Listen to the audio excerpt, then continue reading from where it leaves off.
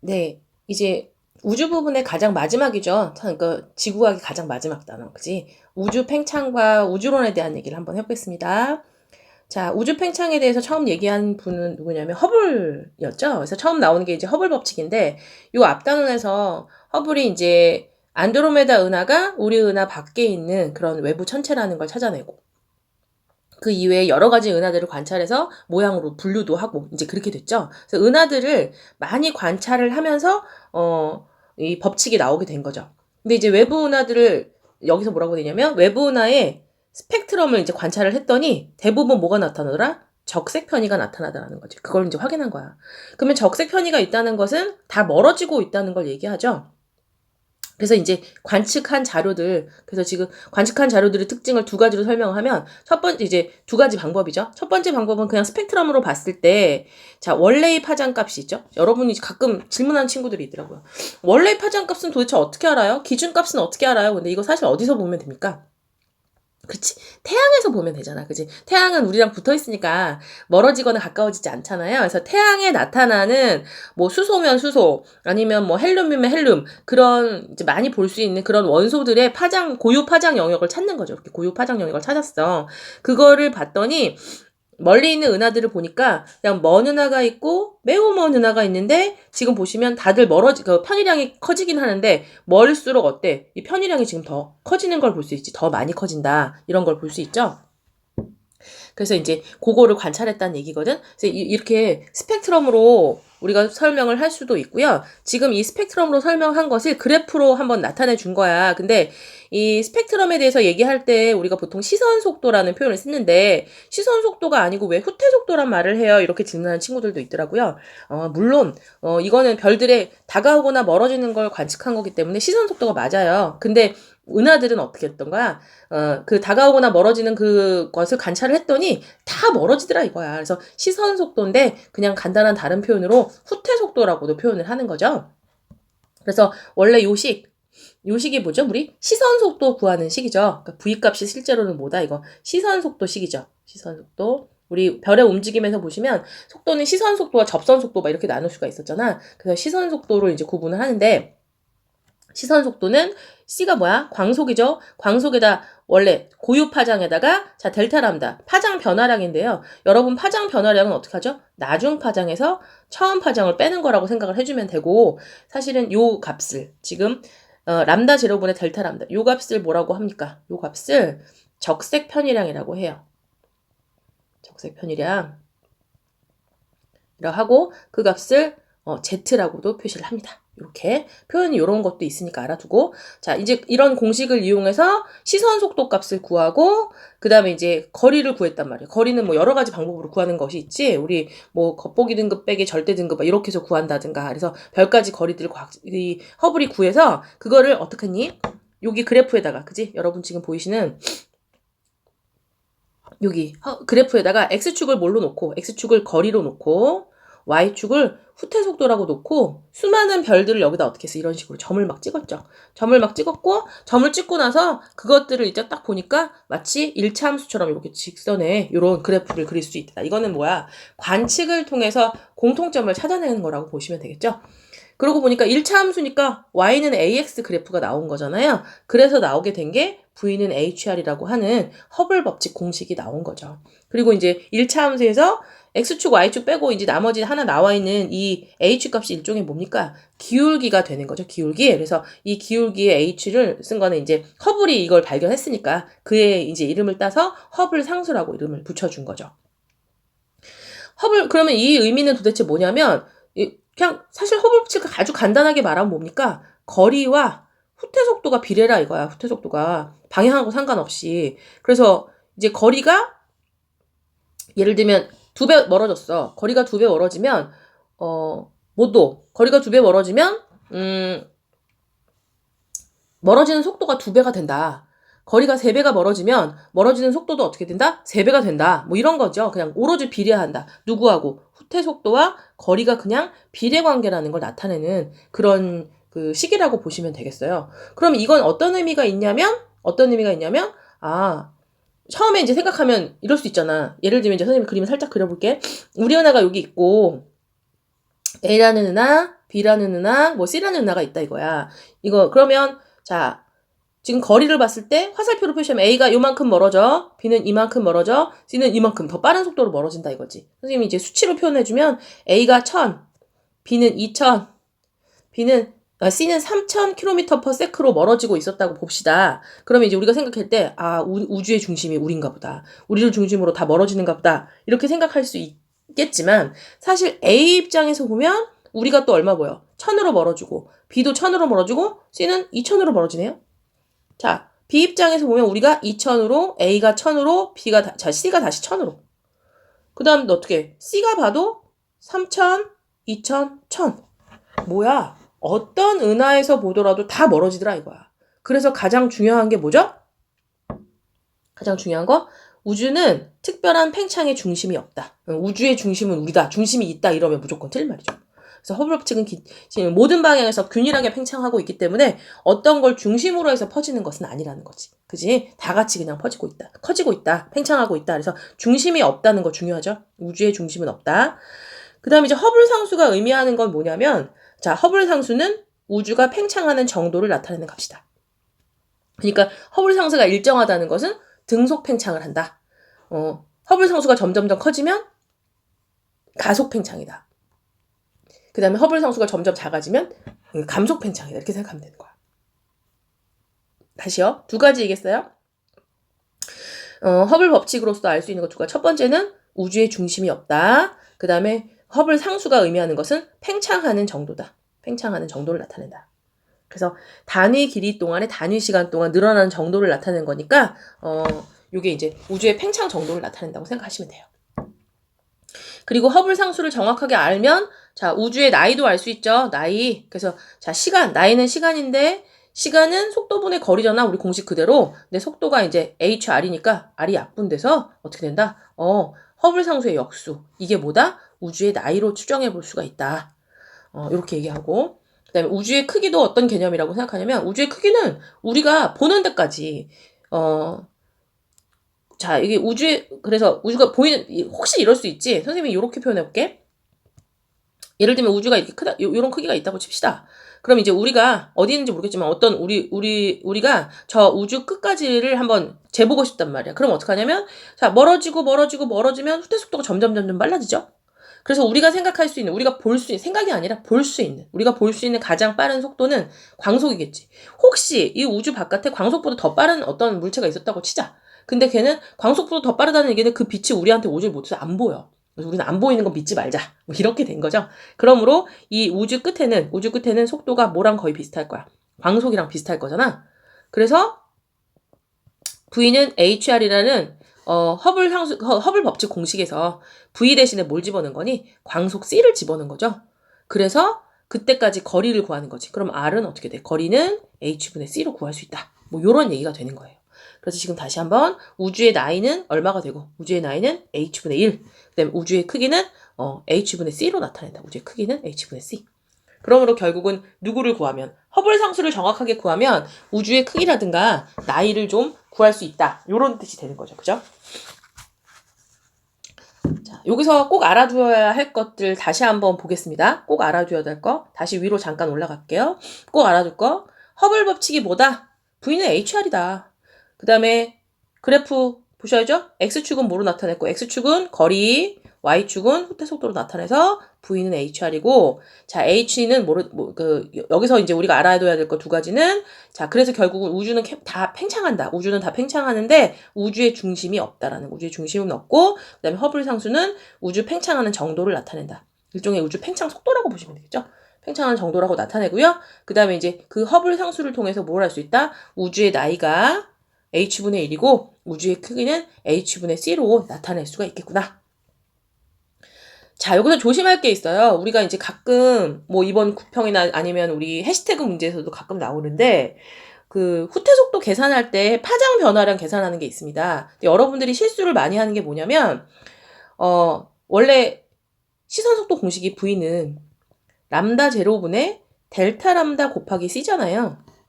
근데 예를 들면 우리가 이제 주어지는 자료에 보시면 이런 거 있잖아요. 이렇게 파장이 있는데 여기가 300나노미터고 여기가 400나노미터야. 근데 이게 이제 기준이야. 기준 그 파장인데 어떤 은하를 관찰했더니 300나노미터에 있어야 되는 게 자, 요렇게 해서 얼마로? 330나노미터로 관찰이 됐단 말이야. 그러면 400나노미터도 얼마로 관찰이 될 거 아니야. 그래서 요 얼마로 관찰되는 걸 모르겠다 이거야. 그러면 이 x 값이 얼마냐? 그러면 이제 계산을 쉽게 하고 싶은 친구들은 뭐라고 하니까 아, 이거 430나노미터구나. 이렇게 그냥 해버린단 말이야. 안 된다 그랬어. 왜 430이 안 돼? 너네가 30이라는 숫자는 뭐예요? 지금 300나노미터를 기준값으로 했을 때의 델타 람다 값이 30이죠? 근데 우리가 처음에 뭐라 그랬지? 델타 람다 값이 같은 게 아니지. 시선 속도 값이 같으려면 광속은 일정하니까 람다 제로분의 델타 람다, 즉 이 적색 편이랑 자체가 같다는 뜻이 되는 거잖아요. 근데 여러분은 어떤 실수를 하는 거죠? 300과 400은 람다 제로 값이 달라요. 람다 제로 값이 다르면 델타 람다 값도 어때? 달라야 하는 거죠. 근데 그런 생각을 못하고 그냥 델타 람다만 같다고 착각을 하는 거지. 그래서 300이 330으로 델타 람다 값이 30이니까 400은 얼마? 430이 되겠다. 그렇게 하면 안 되죠. 람다 제로분의 델타 람다 값이 같으므로 이 x 값은 뭐가 돼야 된다? 440이 돼야 된다는 거지.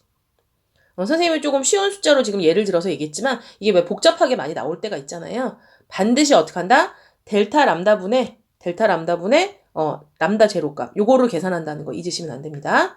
네, 요 얘기 한번 강조를 하고 다음 페이지 넘어가 보죠. 자, 그래서 허블 법칙이 나온 다음에 나온 게 이제 우주론이 이제 나오게 되는데 허블 법칙의 의미는 결국은 뭐냐면 지금 현재 우주가 뭐 하고 있다. 현재 우주가 뭐 이런 식으로 팽창을 하고 있구나. 이렇게 우주가 요만했다가 점점 커져서 막 이렇게 계속 팽창을 하고 있다. 계속 팽창하고 있다. 막 이런 거잖아요. 여러분들 이거 이제 교과서에서 옛날 보시면 여기에 뭐가 많이 나왔니? 개미 앉혀놓은 거 막 이제 개미 앉혀놓고 개미를 앉혀놨었는데 얘가 어떻게 되니? 나중에 보면 개미와 개미 사이 거리가 점점 어때? 멀어지는 거지. 개미는 커질 수 없잖아. 그쵸? 그래서 은하 자체는 커지지 않아. 은하 자체는 확장이 안 되고 은하와 은하 사이 거리. 그죠? 은하 사이에 지금 이 거리만 멀어진다. 요게 이제 얘기잖아. 그러면 이제 이때 요 얘기는 결국은 지금 이렇게 팽창하고 있다는 얘기는 이건 앞으로 미래죠. 그러면 과거는 어떻다? 과거는 쫙 하면 어떤 한 점에서부터 출발하겠네. 이렇게 얘기한 게 뭡니까? 그게 빅뱅 우주론인 거죠. 빅뱅 우주론. 그러니까 허블 법칙에 근거해서 우주가 지금 이렇게 팽창하고 있으니 앞으로 이렇게 계속 팽창하고 있으니 지금 그러니 과거로 가면 어떻게 되겠다. 과거로 가면 어떤 한 점으로부터 애들이 팽창을 시작하지 않았겠냐. 그래서 이게 약간 뭐 조롱으로 시작했다고 하죠. 그러면 뭐 우주가 그냥 빵 터져서 시작된 거냐? 막 이렇게 조롱을 해서 결국은 그것 때문에 이름이 빅뱅 우주론으로 붙여졌다고 얘기를 하죠. 자, 그러면 이제 그때 당시 빅뱅 우주론 말고 이거랑 같이 이제 같은 시기에 다른 우주론이 있었는데 하나는 빅뱅 우주론, 또 하나는 정상 우주론이었죠. 이 정상을 노멀과 앱노멀, 비정상 정상 이게 아니죠. 아니면 산꼭대기 정상 그런 게 아니고 스테디죠. 항상 일정하게 유지된다. 이 소리거든요. 두 개를 비교해보죠.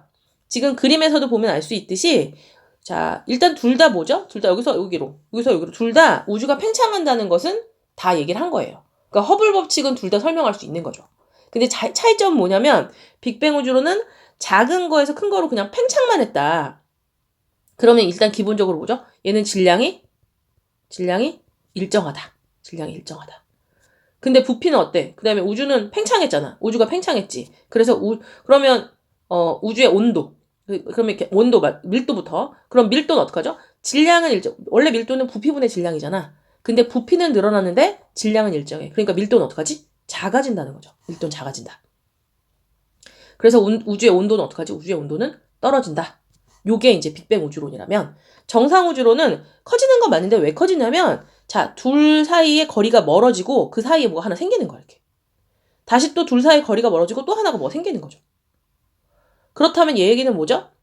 우주는 팽창하는 건 맞아요. 근데 질량이 어떻게 돼? 질량이 늘어나는 거죠. 와, 여기서 이상하죠. 보통 우리 현대과학에서 가장 기본으로 배우신 게 뭐야? 질량 보존의 법칙, 이런 걸 배우죠? 거기에서 이제 새로운 물질이 만들어지고 있다. 질량이 늘어나고 있다는 것에서 이제 의문점이 좀 생겨요. 그럼 질량이 늘어나고 있으니까 자, 부피도 늘어났고 질량도 늘어났어요? 그러므로 밀도가 어떻게 돼? 우주 밀도가 일정하다는 거죠. 그럼 우주의 밀도가 일정하니까 온도도 어떻게 되는 거야? 우주의 온도도 일정하다. 이렇게 주장을 하는 거예요. 그러면 요즘에는 어떤 걸 더 정설로 받아들이고 있죠? 빅뱅 우주론을 정설로 받아들이고 있죠? 친구들이 막 물어 또.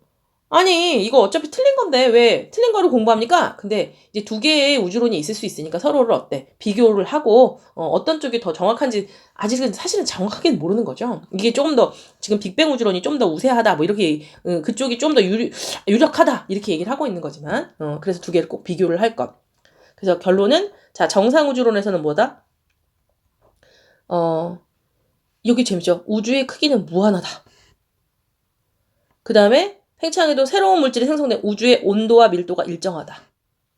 빅뱅 우주론은 자 우주의 크기는 유한하다. 우주의 크기는 유한하다. 그 다음에 팽창함에 따라서 우주의 온도와 밀도는 계속 감소한다. 네, 요거 두 개. 특히 온도하고 밀도에 대해서 가끔 많이 묻죠. 온도하고 밀도에 대해서 많이 물으니까 정상 우주론은 일정한 거고 빅뱅 우주론은 우주 온도와 밀도는 계속 감소한다는 거. 그 다음 질량 얘기했죠? 정상 우주로는 질량이 커지고 빅뱅 우주로는 질량이 일정하다. 자, 그래서 이제 가모프라는 과학자가 빅뱅 우주론을 갖다가 이제 얘기하면서 여러 가지 그 얘기들을 막 했죠. 뭐 얘가 하나에서 지금으로부터 뭐 138억 년 전에 한 점에서부터 터져서 거기서 물질들이 생기고 그 물질들이 뭉쳐서 뭐 중성자 양성자를 만들고 걔네들이 뭉쳐서 수소랑 헬륨을 만들고 뭐 이런 기타 등등 얘기들을 막 했어. 이제 그 내용들은 여러분이 아마 고1 과정에서 좀 배우셨을 거예요. 그래서 그런 과정들을 쭉 가설을 하면서 두 가지 얘기를 했어요. 이 과정을 거치면서 수소와 헬륨이 아마 우주 공간에 3대 1로 있을 거야. 그리고 전자가 원자핵에 붙잡히면서 빛이 그때부터 나오기 시작했어. 방출되기 시작했어. 이제 요 두 가지를 얘기했는데 그 두 가지를 실제로 어때? 관측을 했죠. 그래서 빅뱅 우주론의 관측적 증거가 두 가지잖아요. 우주 배경 복사와 그다음에 수소와 헬륨의 질량비. 여기서 우주 배경 복사에 대해서 이제 가끔 묻는데요. 우주 배경 복사는 일단 이 우주 배경 복사를 만드는 빛은 언제 만들어진 거죠? 빛은 사실 빅뱅과 함께 만들어진 거지. 생성은 그때 된 거고요. 근데 이게 밖으로 복사돼서 나오질 못했지. 그러다가 우주가 투명해진 빅뱅 후 38만 년이 지났을 때 그때부터 어떻게 나오기 시작, 우주 배경 복사가 방출되기 시작했다고 보시면 되죠.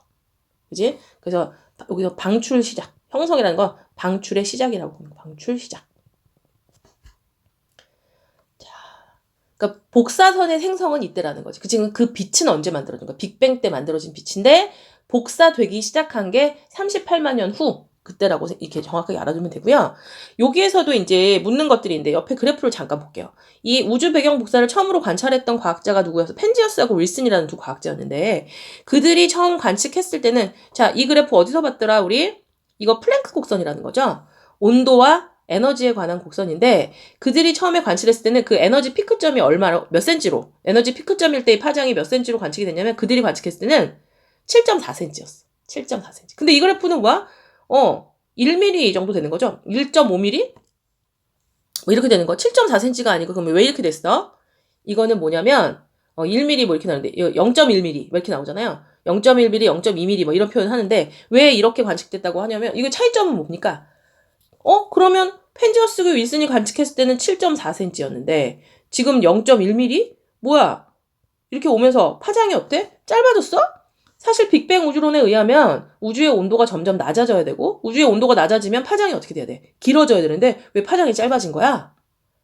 시간이 지났는데 이거는 그 사이에 펜지어스와 윌슨이 관측을 하고 그 다음에 요즘에 왔는 그 시간이 몇 억 년 이게 아니죠. 굉장히 짧은 시간이었기 때문에 사실 파장 변화는 아주 미미했을 거야. 되게 그래도 있었다면 길어졌겠지. 근데 왜 이런 관측 결과가 나온 거니? 이거는 관측 장비의 정밀성인 거죠. 처음에는 관측 장비가 안 좋았겠지. 그지? 1960년대 막 70년대 이럴 때는 안 좋았을 거야. 그러다가 관측 장비가 좋아진 거죠. 정밀해져서 요즘에서 관측했더니 0.1mm로 관측됐다. 이렇게 표현하는 거예요. 그래서 7.4cm로 관측했을 때는 뭐래요? 3켈빈. 그래서 계산을 했죠. 빈의 변이 법칙에 집어넣어서 계산을 하니까 3켈빈 정도라고 생각하는데 요즘에 정밀하게 해서 보니까 얼마래? 2.7켈빈이다. 이런 결과에 오는 거죠. 사실 이 정밀성에 관한 문제는 별로 좋은 건 아니지만 수능 완성에서 한번 물었으니까 한번 다시 점검을 해봤어요. 자, 이랬다. 그래서 현재는 얼마라고? 현재는 2.7켈빈으로 관측이 된다. 자, 우주 배경 복사 시작 얘기했어요. 우주 배경 복사를 만드는 빛은 빅뱅 때 생성된 거다. 근데 그 빛이 복사돼서 나오기 시작한 것은, 방출되기 시작한 것은 빅뱅 후 38만 년이 지났을 때, 그때 우주의 온도가 얼마가 됐을 때? 3000 켈빈이었을 때 시작된 거다. 그런데 이제 지금 거의 138억 년이 지났잖아. 그 이후로 38만 년은 짧으니까. 그래서 거의 138억 년이 지난 현재 시점에서는 세월이 오래 지나면서 어떻게 된 거야? 우주의 온도가 점점 낮아져서 파장이 매우 매우 길어져서 2.7 켈빈 정도의 온도로 관측이 된다. 0.1mm면 파장 되게 짧은 거 아니에요? 이렇게 생각하는 친구들이 있는데요. 여러분 보통 가시광선 이런 거 하면 단위가 뭐죠? 나노미터 단위잖아요. 10의 마이너스 9제곱. 근데 지금 이게 밀리미터로 왔으면 되게 단위가 커진 거잖아요. 길어진 거죠. 네, 그렇게 생각하시고, 그 다음에 두 번째 관측적 증거는 뭐죠? 수소와 헬륨의 질량비가 얼마다? 3대 1이다. 이게 이제 두 번째 증거라고 보시면 되겠네요. 그래서 빅뱅 우주론에 두 가지 증거가 있었다. 그래서 3대 1이라고 했는데 우주 공간 어디를 봐도 어땠어? 수소하고 헬륨이 다 3대 1의 비율로 다 발견이 되더라. 요렇게 되는 거죠. 자, 이렇게 해서 이제 괜찮아지는 듯 했어요. 근데 이제 문제점이 발견이 됐죠. 어떤 문제점이냐면 밑에 가서 한번 그림으로 볼게요. 자, 이제 과학자들이 생각을 했어요. 우주가 허블 법칙에서는 이제 뭐 우주가 감속이나 등속이나 이런 감속이나 뭐 가속 팽창 이런 걸 몰랐잖아요. 그냥 허블 상수가 일정하니까 등속 팽창을 한다는 가정하에 자, 이 속도로 우주의 나이만큼을 과거로 가면 어떻게 돼? 이렇게 한 점에서부터 출발해야 한다 이거지. 근데 실제 지금 제가 우주의 지평선이란 말이 나오는데 우주의 지평선이 뭡니까? 우주가 광속으로 팽창한다고 가정할 때, 여기 써있죠? 우주가 광속으로 팽창한다고 가정할 때 우주의 크기. 그게 우리 아까 말한 H분의 1로, H분의 C로 계산한 그게 이제 우주의 크기라고 보시면 되겠죠? 그지? 광속과 우주의 나이를 곱한 값이다. 그죠? 광속과 우주의 나이 H분의 1을 곱한 값인 거잖아요. 자, 그래서 관측 가능한 우주의 크기를 이제 구했단 말이야? 그래서 이제 우주의 크기가 지금 현재 어때? 이렇다고 생각을 했죠. 이렇게 생각을 했고, 그 다음에 허블 상수 알고 있으니까 그 속도로 과거로 가자 이거야. 과거로 가면 우리 이론대로라면 어떻게 되지? 짜자자자자자 과거로 가면 요만 해야 돼. 한 점에서 출발해야 되는데 그 138억 년이라는 시간이 지났더니 어떻게 됐어? 자, 138억 년까지 가니까 크기가 요거밖에 안 돼. 이제 커졌다. 생각보다. 원래 점이어야 되는데 생각보다 크기가 크다는 거야. 우주의 나이는 원래는 어떻게 돼야 돼? 빛이 지나간 길을 생각하면 그 우주의 나이는 이만큼이 돼야 되는데 우주의 나이는 그죠? 빛이 지나간 걸로 생각했을 때 빅뱅 한 점에서 출발해서 지금 크기가 됐다. 같은 속도로 그러면 이게 우주의 나이가 돼야 되는데 실제로 허블 상수 갖고 관측한 우주의 나이는 요거밖에 안 됐잖아. 그래서 빛이 진행한 시간보다 나이가 어떻게 됐다? 수명이 짧게 관측됐다고 우리 수능 특강에서 나왔었잖아요. 그 소리예요. 그죠? 점까지 가야 되는데 그게 이제 이게 우주의 나이라고 해야 되는데 138억 우리가 관측한 그 나이는 요까지밖에 못 가더라 이거야. 그래서 이걸 그림으로 표현한 거고 그거를 이제 뭐로 표현하면 다시 그래프로 표현하면 이렇게 된 거지. 그래프로 표현했을 때 지금 현재의 속도로 가면 자 여기서부터 출발해서 과거로 가는 거죠. 과거로 쭉 이게 현재야. 과거로 가면 이게 어디로 짜자자자잔 어디로 0으로 수렴해야 되는데 138억 가니까 여기서 끝나더라 이거야. 그럼 어떡하지? 요 갭을 어떻게 해야 되지? 이게 이제 문제점이 된 거죠. 두 가지 문제가 발생한 거야. 우주의 크기, 편평성의 문제하고 그 다음에 이제 우주 지평선, 크기의 문제가 발생을 한 거지. 그래서 고민을 했는데 뭐라고 했어? 이거 뭐 그러지 말자. 그러면 어떡하자? 그냥 갑자기 어느 순간 여기서 되게 작았다가 갑자기 확 커지는 구간이 있다고 생각하자. 그게 바로 뭐예요? 급팽창이 급작스럽게. 그러니까 팽창 속도가 다른 것을 처음으로 얘기를 한 거죠. 되게 작았다가 이 순간은 등속이 아니고 갑자기 커진 거야. 갑자기 커져서 그 다음부터 어떡하지? 허블 법칙에 맞게 이렇게 팽창을 했다고 얘기를 한 거죠. 그럼으로써 두 가지를 해결을 한 건데 하나의 크기는 그때 하나는 갑자기 급팽창하면서 우리가 지금 생각했던 것보다 우주가 훨씬 크다 이거지. 실제로는 우주가 이만해. 이거보다 더 커. 너무 크니까 우리가 이제 바깥을 쳐다보면 원래 공면이 있어야 될 거 아니야. 그죠? 우리가 공률이라고 보통 얘기하는데 공간이니까 공률이 있어야 될 텐데 평평하게 보이는 이유가 너무 크니까 생각했던 것보다 너무 크니까 저 면을 보면 이게 이쪽을 보면 어떻게 그냥 평평하게 보인다. 이렇게 얘기를 하는 거 하나랑 그다음에 이제 옛날에 이렇게 작은 공간에서부터 출발을 했어야 우주 공간에는 여러 가지 정보가 동일할 텐데 만약에 이렇게 컸다. 그러면 이쪽 정보랑 이쪽 정보가 동일하다는 어떤 그런 근거가 없는 거잖아요. 근데 이게 되게 작은 데서 출발했으니까 다 동일할 수밖에 없어. 그래서 두 가지를 얘기하면서 우주 지평선 문제와 그 다음에 편평성 문제를 해결을 한 거죠. 그죠? 그래서 우주 지평선 문제, 상호작용할 수 없는 두 지평선, 이쪽 끝과 저쪽 끝. 그래서 오는 배경 복사가 균일하다. 정보가 똑같다 이거야. 그래서 얘네들은 아마 되게 작았다가 지금 커져서 그렇게 된 거야. 그 다음에 편편성의 문제는 거의 평탄하다 이거지. 공률이 왜 없지? 너무 크니까 우리가 봤을 때 그냥 공률이 없는 것처럼 보이게 된다. 뭐 이런 얘기죠. 그 다음에 또 다른 자기 홀극의 문제라는 것이 있는데 교과과정에 있으니까 여러분들 들어주세요. 사실 우리 자기 홀극, 자기장은 N극과 S극 있잖아. 근데 그 자석을 자르고 잘라도 한쪽은 N극, 한쪽은 S극 이렇게 되지 않죠. NS가 계속 다 같이 있는데 어떤 물질 중에는 이 과학자들이 이제 연구를 했을 때 이 물질은 N극만 있고 이쪽은 S극만 있는 그런 물질을 자기 홀극이라고 합니다. 근데 그런 게 지금 우리가 보는 현재 과학에서는 관측이 안 돼. 그런 물질이 분명히 있어야 되는데 관측이 안 되더라 이거야. 그럼 그건 어디 갔을까? 그건 어디 갔냐고 생각하냐면 우주가 너무 많이 커져서 우주의 밀도가 너무 작아진 거야. 그지? 그래서 어딘가에 있을 거야. 어디언가에 있을 텐데 잘 발견이 안 된다. 언젠간 발견할 수 있을지 몰라. 뭐 이렇게 얘기한다고 보시면 되겠어요. 그죠? 그래서 급팽창 이론으로 요 세 가지를 설명을 하게 됐다. 급팽창 이론. 자, 급팽창 이론이 왜 나왔는지 한번 다시 보세요. 지금의 크기라고 생각해서 그 다음에 등속 팽창하니까 등속으로 이제 줄어들어야죠. 등속으로 줄어드는데 138억 년까지 가면 어떻게 돼야 된다? 원래 이론대로라면 요까지 가야 된다. 점까지 가야 되지. 근데 138억 가니까 어때? 요만한 크기가 되더라 이거. 요만한 크기 되더라. 그래서 요 갭을 어떻게 해결하겠냐 해서 나온 게 급팽창 문제라고 생각을 하시면 돼. 급팽창 이론이라고. 인플레이션 이론이라고 하는 거. 네. 그리고 여기 오른쪽에 보시면 자기 홀극에 대한 설명이 있죠?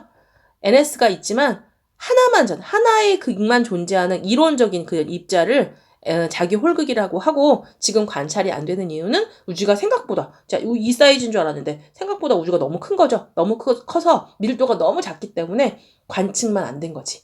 언젠가는 운 좋게 관측이 될 수도 있을 거야. 이렇게 설명한 거라고 했습니다. 요 우주의 나이가 실제보다 짧게 측정이 됐다라는 게 수능 특강 문제에 있었어요. 그래서 여러분 설명을 좀 지금 다시 한번 보면서 머릿속으로 여러분들이 좀 정리를 해놓으시는 게 필요하겠죠? 그죠? 네. 자, 그러면 그 다음 얘기죠. 이제 가장 최근에 와서는 이제 여기 보시면 암흑 물질과 암흑 에너지에 관한 얘기잖아요. 암흑 물질과 암흑 에너지. 그래서 먼저 암흑 물질에 대한 얘기는 우리는 이제 그 회전을 하고 있잖아. 은하뿐만 아니라 별들도 그렇고 행성도 다 회전을 하고 있는데 우리 은하도 회전을 하고 있어. 회전하고 있는 증거로 나온 게 사실은 뭐야? 나선팔이 휘어져 있잖아요. 그러면 휘어져 있다는 건 안쪽과 바깥쪽에 뭐 회전 속도가 다르다. 뭐 그런 걸 의미할 수도 있죠. 그래서 이제 회전을 하고 있는데 그 회전에 대해서 이제 예측을 했죠. 어떤 예측을 하냐면 여러분 선생님이 이제 우리 은하의 모습을 대략 그려보시면 옆모습으로 봤을 때 저번에도 한번 그랬죠. 이렇게 된 거지. 옆모습을 봤을 때 원반 모양이고요. 가운데 핵이 있고 또는 팽대부라고 하고 자 나선팔이 이렇게 있는 상황이죠. 근데 이제 이거는 우리가 뭘로 관찰한 거지? 그지? 복사선을 내보내는 물질들 그런 걸 우리가 보통 뭐라고 해? 보통 물질이라고 하죠. 보통 물질들의 분포를 봐서 우리 은하 모습이 이렇게 생겼을 거라고 생각을 했단 말이야.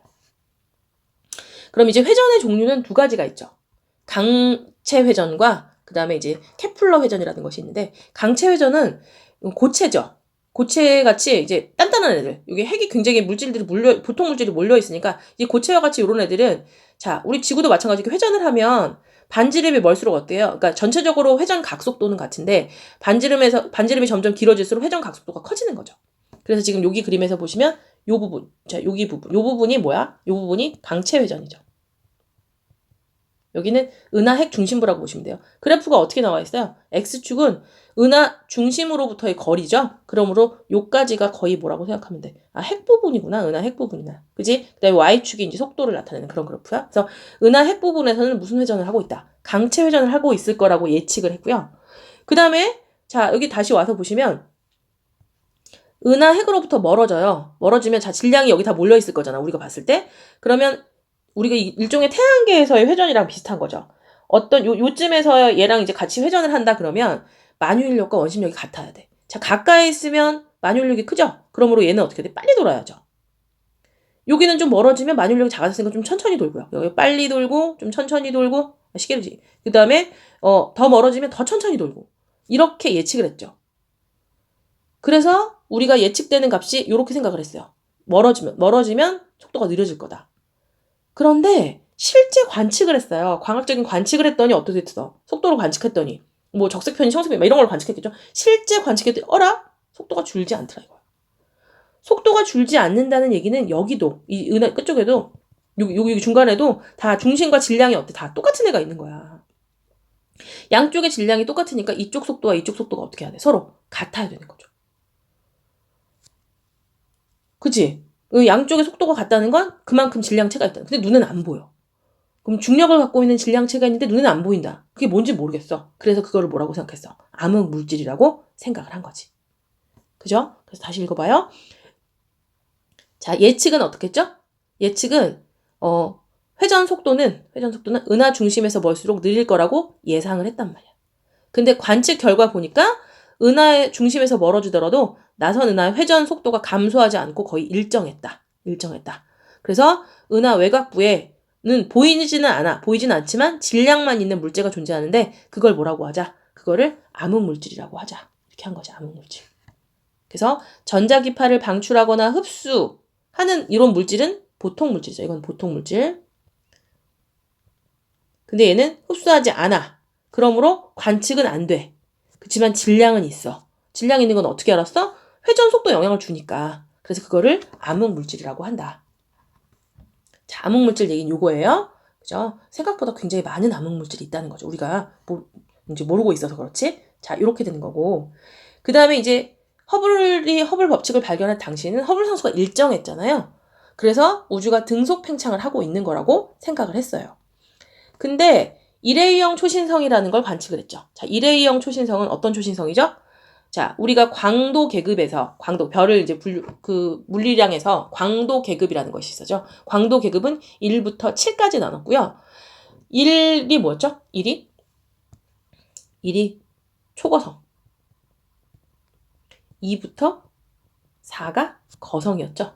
거성이고 5가 주계열성. 그죠? 그다음에 6과 7이 뭐였죠? 이게 이제 외성에 속했잖아요. 그러면 1이니까 이제 초고성인데, 자, 1A형 초고성은, 자, 가장 밝을 때의 절대 등급이 항상 일정해. 그런 성질을 갖고 있어.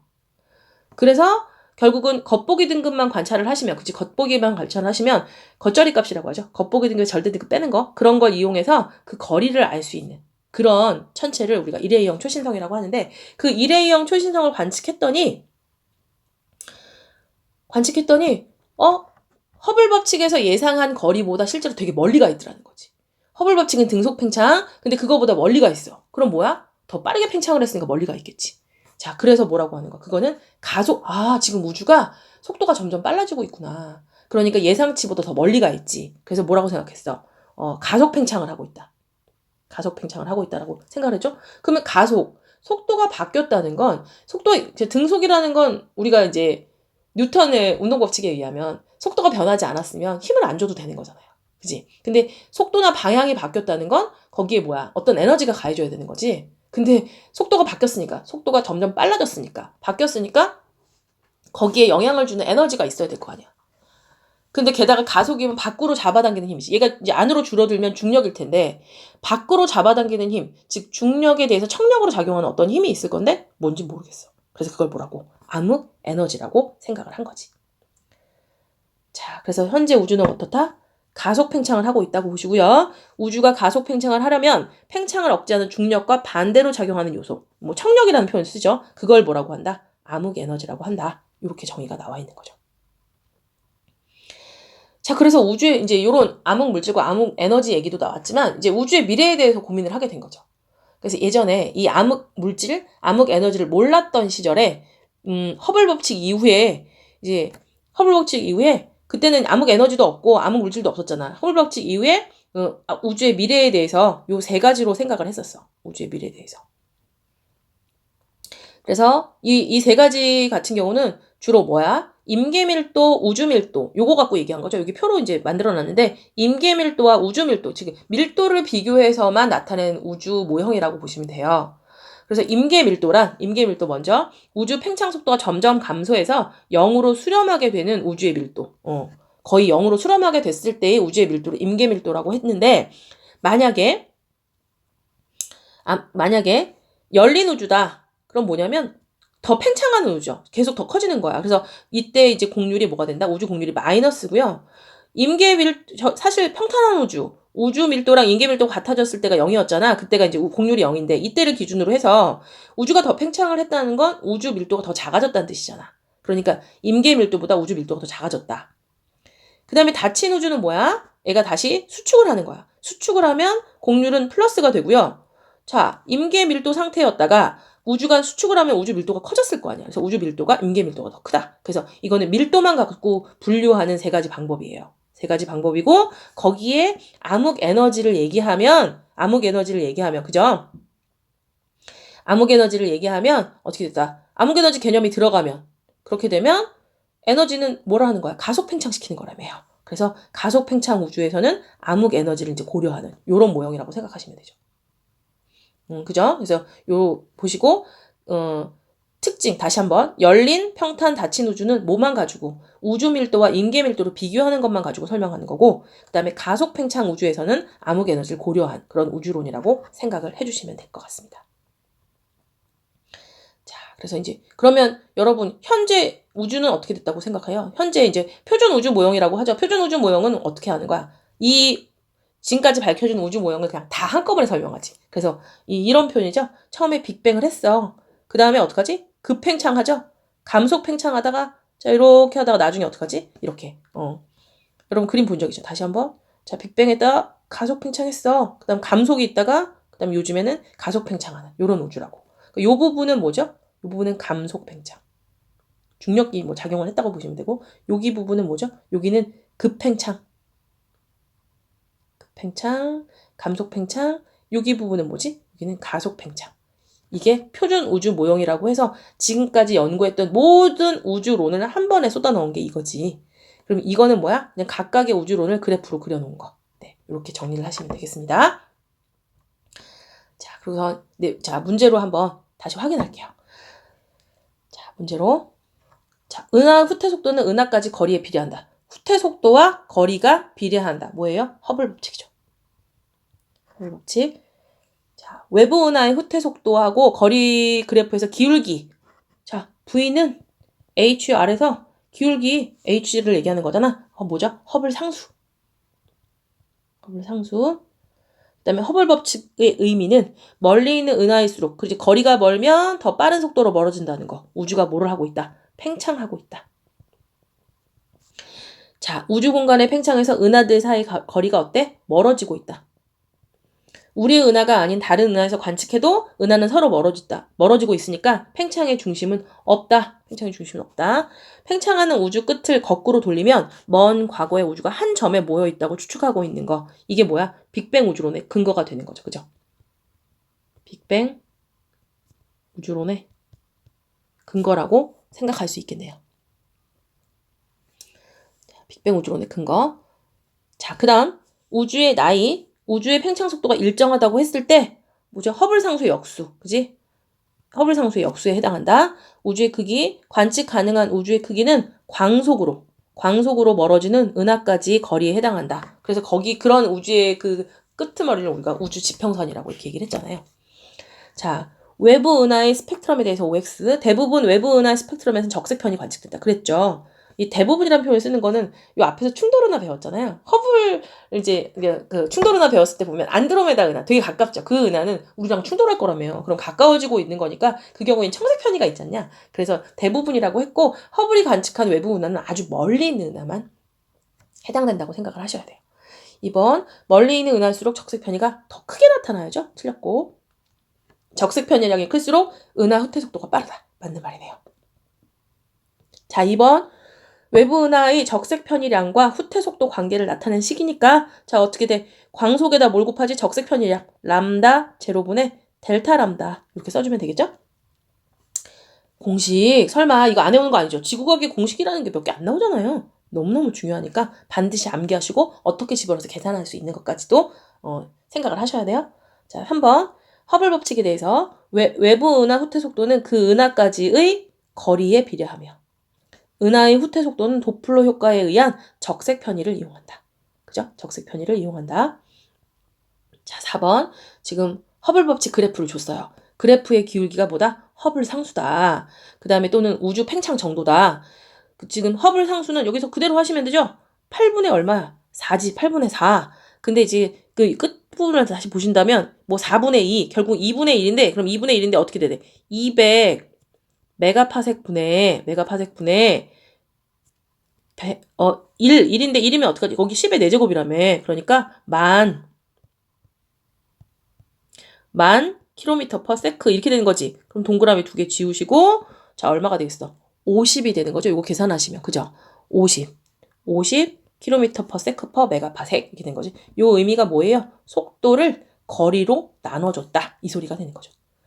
자, 거리가 400 메가파섹인 은하보다 800 메가파섹인 은하의 스펙트럼에서 적색 편의가 더 어떻게 하지? 더 짧게 나타난다. 적게 나타난다. 이렇게 하셔야겠죠? 아, 미안해. 400보다 800이지? 거리가 더 머니까 크게, 적색 편의가 크게 나타난다. 이렇게 하시면 돼요. 그 다음에 5번, OX. 멀리 있는 은하들은 서로 멀어진다. 그죠? 멀어지죠? 우주 공간이 팽창해서 은하 크기가 변했다. 여기 중요한 게 우주 공간이 팽창한 건 맞아. 근데 은하 크기는 변하지 않죠.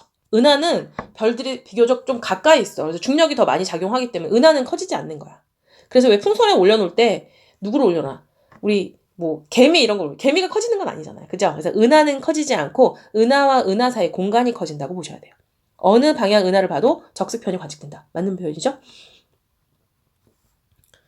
자, 그 다음에 팽창하는 우주 중심은 우주 중심이 있다 없다? 없다고 보셔야 된다 그랬어요. 그죠? 자, 우주의 모든 물질과 에너지가 한 점에 모여있다 대폭발을 일으켜서 현재 우주가 되었다. 자, 대폭발 우주론 또는 빅뱅 우주론이죠. 빅뱅 우주론. 빅뱅 우주론의 관측적 증거로는 우주 배경 복사와 수소 헬륨의 질량비가 있었어. 자, 우주 온도가 약 3000켈빈일 때 방출됐던 빛이 우주가 팽창하는 동안 파장이 길어져서 현재는 약 얼마? 2.7켈빈 복사로 관측된다. 자, 선 스펙트럼 분석 결과 우주에 존재하는 수소와 헬륨의 질량비는 약 얼마다? 3대 1이다. 빅뱅 우주론의 한계는 세 가지가 있었죠. 우주 지평선 문제. 지평선 문제와 우주 편편성 문제, 그 다음에 자기 홀공 문제 세 가지가 있었다. 자, 급팽창이론. 우주가 탄생한 지 얼마 안 됐을 때 빛보다 빠른 속도로 급격하게 팽창했다는 이론이다. 우주 크기가 급팽창 이전에는 우주 지평선보다 작고 급팽창 후에는 우주 지평선보다 크다고, 그치? 크다고 가정해서 빅뱅 우주론의 문제점을 해결하게 된 거죠. 우리 그림 생각나시죠? 우리가 지금 현재 생각한 거는 우주가 요만했고 과거에는 요만했어. 이렇게 된 건데 자, 급팽창 이론에 의하면 어떡하지? 요만했다가 이따만해졌어. 이렇게 설명하는 거였잖아. 지금. 그쵸? 네. 그 다음 자, 일회용 초신성 관측을 통해서 알아낸 우주 팽창 속도가 점점 빨라지고 있다는 건 뭐죠? 가속 팽창하는 우주를 말하는 거죠. 여러분. 가속 팽창 우주. 다음에 설명하는 우주론은 뭐냐? 우주가 팽창해도 우주 온도와 밀도는 변하지 않고 항상 일정하다. 스테디 상태다. 뭐지? 정상우주론이고 그래서 총 질량이 증가한다는 특징이 있었죠. 그 다음 2번 빅뱅 우주론에 대한 설명. 빅뱅, 즉 대폭발 우주론에 따르면 우주가 탄생한 후 시간이 지나면 우주의 질량은 어때? 일정하지만 평균 밀도와 온도는 어때? 감소한다. 자, 빅뱅 우주론 OX. 우주는 대폭발로 시작됐다. 그죠? 허블 관측을 바탕으로 한 우주론이다. 그지? 허블 때문에 이게 시작된 거죠? 그래서 맞는 말이고요. 자, 그 다음 초기 우주에서 생성된 수소와 헬륨의 질량비는 12대 1이 아니라 얼마? 3대 1이어야죠. 12대 1은 뭐였더라, 여러분? 이거 그 개수비죠. 개수비. 그지? 개수비. 자, 빅뱅 이후 우주가 팽창하면서 우주의 온도는 점점 낮아져야 되죠? 빅뱅 직후 우주는 현재 우주보다 밀도가 큰 상태였다. 그랬겠지. 그래서 지금은 이제 밀도가 점점 작아지고 있는 그런 상태라고 보시면 되겠죠? 자, 4번. 우주 배경 복사는 우주 온도가 언제부터 시작했어? 3000 켈빈일 때 물질에서 빠져나와서 생성됐고요. 그때부터 이제 나왔고 우주가 팽창하면서 파장이 점차 길어져. 그치? 길어져서 현재 약 얼마? 2.7켈빈의 온도를 나타내는 파장으로 관측됐다. 그 다음 5번. 다음에서 설명하는 빅뱅 우주론의 한계를 뭐라고 하는지 쓰시오 그랬거든. 빅뱅 우주론에서 우주의 지평선에 있는 두 지점은 정보를 교환할 수 없어 초기 우주의 에너지 밀도가 균일할 수 없는데 우주 배경 복사가 모든 방향에서 균일하게 나타난다. 자, 이게 뭐였습니까, 여러분? 여러분, 이거는 우주 지평선 문제였죠. 우주 지평선 문제. 지평선, 그 우주의 크기가 예상한 거랑 어떻게 설명을 할 수 있냐 이거였잖아. 우주 지평선. 생각보다 급팽창에서 되게 작았다가 커진 걸로 설명했죠. 우주 지평선 문제. 자, 그 다음 OX. 기존 빅뱅 우주론의 지평선, 평평선, 그 다음에 그런 문제들은 급팽창 이론으로 해결됐다. 그치? 그런 걸로 설명을 했다. 급팽창 이론에 따르면 우주 공간이 팽창하는 속도는 광속을 넘을 수 없으므로 우주의 크기를 우주의 지평선 크기와 같다고 생각을 하는 거다. 그죠? 지금 다시 급팽창 이론에 따르면 우주 공간이 팽창하는 속도는 광속을 넘을 수 없으므로 우주 크기는 우주의 지평선 크기 아니 지금 생각하는 우주의 크기 지평선보다 더 크다고 한 거지. 그지? 급팽창 이론은 더 크다. 아까 그림 그린 거 생각나시죠? 어떻게 했다고? 자, 다시 위로 가서 지금 우주의 지평선이 이렇다고 했잖아. 근데 그거보다 더 크다고, 이게 더 커진다고 설명을 한 거니까. 그래서 X. 이레이형 초신성 관측으로 우주가 과속 팽창하고 있다는 것을 알게 됐다. 네, 맞는 말이 되겠죠? 자, 이제 마지막이에요. 사람의 몸과 지구, 별, 은하 등과 같이 우주에서 주변에서 비교적 쉽게 관측할 수 있는 대상을 구성하는 물질을 우리가 뭐라고? 보통 물질이라고 하죠. 보통 물질. 빛을 방출하지 않아서 보이진 않는데 질량이 있대요. 그래서 이건 누구지? 이거는 암흑물질이죠. 보이지 않으니까. 암흑물질. 우주에 있는 물질의 중력과 반대인 청력. 우주를 가속 팽창하는 우주 성분. 뭐죠? 암흑 에너지. 급팽창 이론을 포함한 빅뱅 우주론에 암흑물질과 암흑에너지 개념까지 모두 포함된 최신의 우주 모형을 우리는 뭐라고 그래? 표준 우주 모형. 표준 우주 모형이라고 합니다. 우주의 미래. 우주의 뭐에 따라서 우주의 미래는 우주의 밀도, 그죠? 보통 우주의 밀도에 따라서 수축과 팽창 여부가 이제 결정된다고 생각하시면 되고요. 우주 팽창의 실제 모습은 최근 관측한 결과 현재 우주는 가속 팽창하고 있으며 가속 팽창의 에너지원은 암흑 에너지다. 암흑 에너지다. 자, OX. 암흑 에너지는 우주에 있는 물질의 중력과 반대 방향으로 작용하여 우주를 가속 팽창시킨다. 그렇죠? 암흑 물질은 중력의 작용으로 물질을 끌어당기기 때문에 우주 초기에 별과 은하가 생기는데 중요한 역할을 했다. 아무래도 그렇겠죠. 그죠? 얘네들이 이제 끌어당기니까. 그 다음에 물질의 중력 효과로 빛의 경로가 휘는 중력 렌즈 현상을 이용해서도 암흑 에너지가 아니라 암흑 물질, 그치? 암흑 물질의 존재를 확인할 수 있는 거죠. 틀린 말. 자, 나가 뭐였지? 예상치였고 가가 뭐였어? 실제 관측한 거였죠? 그래서 실제로 관측된 우리 은하의 회전 속도는 뭐다? 가죠, 가. 그죠? 자, 그 다음 3번. 자, 요런 우리 그 암흑물질, 보통물질, 암흑에너지 비율 나타내는 그림 많이 보셨죠? 비율 알아야지. 제일 많은 게 뭐지? 이게 암흑에너지. 그 다음에 뭐지? 이게 암흑물질. 와, 4.5% 정도밖에 차지 않는 것이 이게 뭐야? 보통물질이죠. 그러니까 우리가 보는 거는 되게 적은 양만 보고 있는 거죠. 그래서 광학적으로 관측 가능한 건 뭐다? C죠, C. 가속 팽창의 원인은 에너지니까 A라고 보시면 되겠죠. 암흑 에너지를 고려하지 않는다는 건 가속 팽창은 하지 않는 거죠. 우리 그래서 그럴 때는 뭐만 생각한다? 가장 중요한 건 우주의 평균 밀도가 제일 중요한 거죠. 임계 밀도랑 같으냐, 작으냐, 크냐 뭐 이렇게 하는 거. 자, 5번에 A는 뭐죠? A는 열린 우주. 현재 우주의 평균 밀도는 B가 C보다 C가 더 큰 거죠. B가 C보다 작다. C가 밀도가 제일 큰 거예요. 우주 밀도 C가 제일 크고 임계 밀도랑 비슷한 거고 A는 임계 밀도보다 작은 거고. 모두 현재 우주는 어떡하지? 다 그냥 팽창을 하고 현재가 어디냐? 여기잖아. 다 팽창을 하고 있는 거죠. 팽창하고 있다라고 얘기를 한 거네요. 네, 이렇게 해서 우리 끝까지 단원 마무리를 해봤습니다. 네, 여러분 마지막 단원이 좀 공부량이 약간 부족할 수 있거든요. 여기는 밝혀진 게 많이 없어서 암흑이라는 말도 많이 붙어있고, 그치? 지금 계속 연구 중인 그런 이론들이긴 한데, 밝혀진 것들만이라도 좀 개념을 확실하게 알아주도록 여러분이 좀 개념 공부에 좀 집중해서 공부를 하는 것이 좋겠습니다. 네. 계속해서 힘내서 공부하시고요. 여러분 다음 시간에 또 뵙도록 할게요.